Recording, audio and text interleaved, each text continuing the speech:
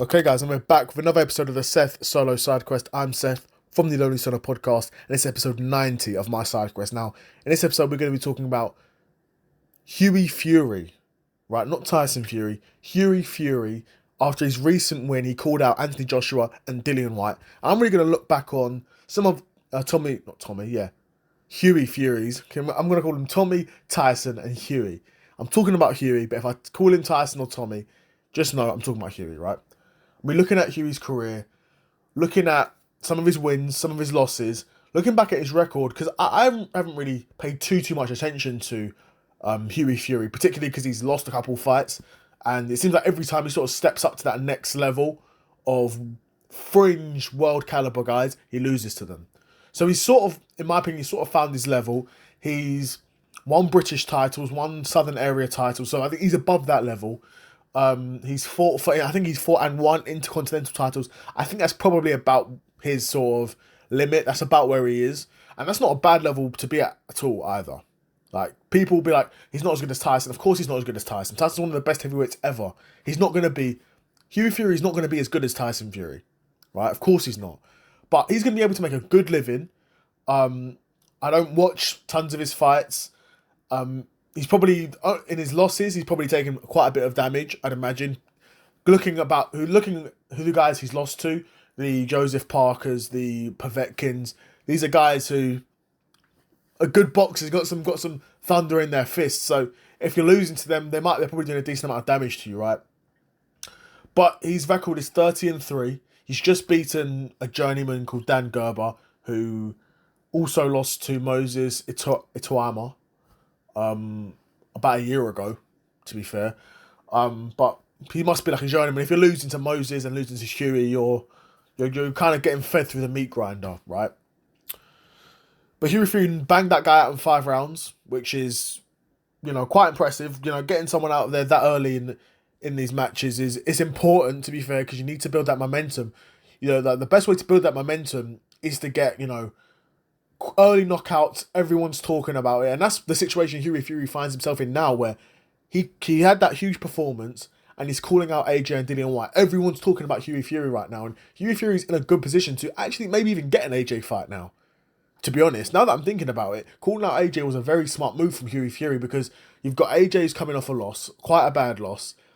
Unless they want AJ to go straight back into the sort of super fights, the big money fights. I mean, I say super fights, money fights. It's only really a Deontay Wilder or a Joseph Parker rematch in terms of big fights that are on his radar at the moment, because he's not rematching Dubois. He's certainly not rematching Usyk. Joseph Parker, a rematch could definitely be on the table, but then Joseph Parker is probably going to want to be pushing for a world title fight. But to be fair, even a fight against AJ, if they do that at Wembley, that's still gigantic payday for Joseph Parker. And of course, the Deontay Wilder fight wouldn't be anywhere near as big as it would have been when both guys were at their peak.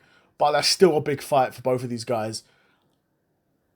But if Anthony Joshua wants to keep busy fight to get probably another 12 rounds under his belt, I'd be surprised if he stopped Hughie Fury. He could stop him though, but I'd be surprised if AJ at this point would be able to stop Hughie Fury.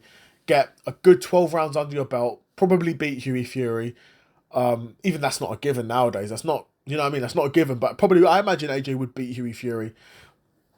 That's probably the biggest payday of Hughie Fury's career, right? And it's still a somewhat respectable win for Anthony Joshua.